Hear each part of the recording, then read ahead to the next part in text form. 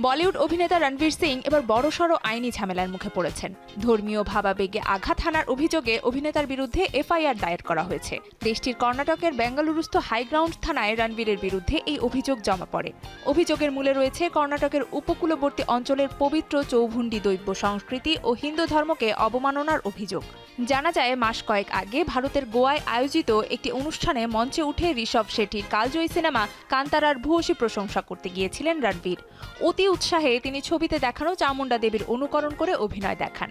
শুধু তাই নয়, অভিনেতা চামুণ্ডা দেবীকে মহিলা ভূত বলে সম্বোধন করেন। অভিযোগে বলা হয়েছে, রণবীর সিং হিন্দু দেবদেবীদের নিয়ে আপত্তিকর মন্তব্য করেছেন এবং অভিনয়ের নামে চামুণ্ডা দেবীকে উপহাস করে কর্ণাটকের সংস্কৃতিকে অপমান করেছেন।